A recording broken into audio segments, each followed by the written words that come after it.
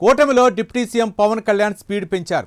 కొన్నాళ్లుగా సైలెంట్గా ఉన్న పవన్ కళ్యాణ్ ఇక మౌనం వెనుక ఉన్న సీక్రెట్ ఏంటో ఇప్పుడు బయటకు తెస్తున్నారు. అధికారంలోకి వచ్చిన ఇన్నాళ్ల తర్వాత పవన్ కళ్యాణ్ పొలిటికల్ యాక్షన్ మోడ్లోకి ఎంటర్ అయ్యారు. తన నిర్ణయాలు, తన ట్వీట్లు, తన యాక్షన్ స్పీక్స్తో పవన్ కళ్యాణ్ ఇప్పుడు రాజకీయ వేదికపై షాకుల మీద షాకులు ఇస్తున్నారు. ఇంతకు అవేంటో తెలియాలంటే ఈ స్టోరీ చూడాల్సిందే.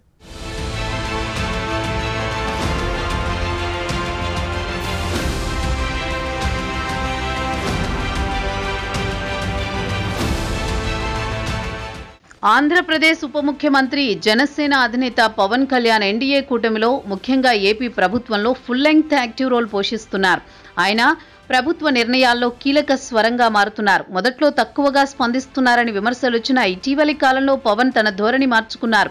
4 గోడల మధ్య చెప్పాల్సిన విషయాలు అందరి సమక్షంలో కుండబద్దలు కొట్టేస్తూ ఔరా అనేలా చేస్తున్నారు.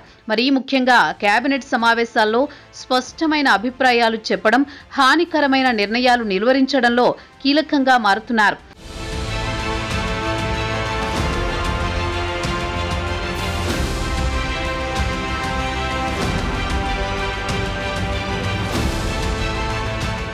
మరోవైపు అధికారుల పనితీరుపై ప్రశ్నలు లేవనెత్తడం, అవినీతి నిర్లక్ష్యంపై ప్రశ్నించి నిలదీయడం వంటి చర్యలతో అటు పొలిటికల్గా ఇటు పాలనాపరంగా యాక్టివ్గా కనిపిస్తున్నారు. దీంతో అటు అధికారుల్లోనూ ఇటు రాజకీయ వర్గాల్లోనూ పవన్ ఏం చెప్తారా అనే టెన్షన్ మొదలైంది. సమస్య తన దగ్గరికి రావడమే ఆలస్యం, సొల్యూషన్ ఎక్కడున్నా సరే వెతికి మరీ తీసుకొస్తున్నారు పవన్. దీంతో పవన్ చేస్తున్న పరిపాలనపై ప్రజలకు ఒక భరోసా వచ్చిందని రాజకీయ విశ్లేషకులు అంటున్నారు.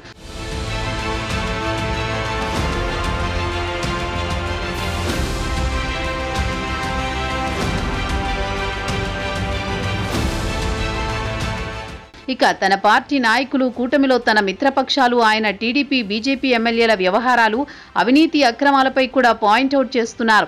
ఇంతటితో ఆగకుండా ప్రభుత్వ శాఖల పనితీరుపై పవన్ దృష్టి సారించారు. పోలీసు శాఖ, పీడీఎస్ వ్యవస్థ, జిల్లా స్థాయి పరిపాలనలో లోపాలను ఆయన సీరియస్గా దృష్టి సారించారు. తప్పులు పట్టడమే కాకుండా వాటి పరిష్కారానికి అధికారులను కట్టుబడేలా చేస్తున్నారు. వరుస ఎంక్వైరీలు, ఆడిట్లు, ట్రాన్స్పరెన్సీ అంటూ హడలెత్తిస్తున్నారు.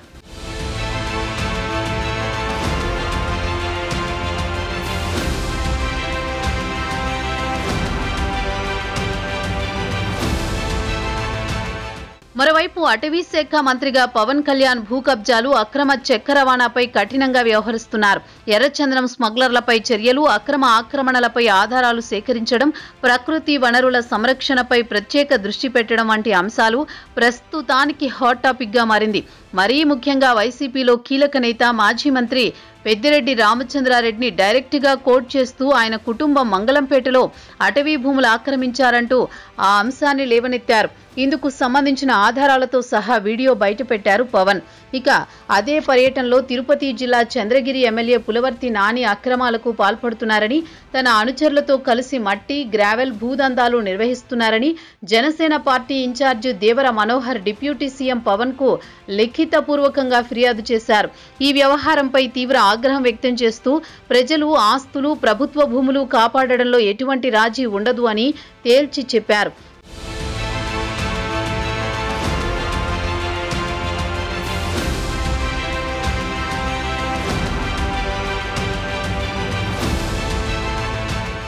ఈ అంశాలపై వెంటనే దృష్టి సారించాలి అంటూ పవన్ అధికారులను ఆదేశించడం, ఆ వెంటనే విచారణ ప్రారంభమైంది. అంతకుముందు కొన్ని కీలక నిర్ణయాలపై కూడా ఇలానే నిలదీశారు పవన్. మొదట ల్యాండ్ పూలింగ్ ను వ్యతిరేకించిన పవన్ రెండో విడతను వ్యతిరేకించారు. తర్వాత అక్రమ లేఅవుట్ల క్రమబద్ధీకరణను వ్యతిరేకించిన జనసేన, ఇది జరిగితే అన్ని కట్టడాలు క్రమబద్ధీకరణకు ఆస్కారం ఉందన్నారు పవన్. ఎమ్మెల్యేల వైఖరిపై అసంతృప్తి వ్యక్తం చేశారు. ఎమ్మెల్యేలు ప్రైవేట్ సెటిల్మెంట్స్ చేస్తున్నారు అంటూ పెద్ద బాంబు పేల్చారు. అంతకుముందు హోంశాఖ తీరుపై అసంతృప్తి వ్యక్తం చేశారు. ఇలా బ్యాక్ టు బ్యాక్ పార్టిసిపేషన్ కూటమిలో తన మార్క్ నిలుపుకుంటున్నారు పవన్.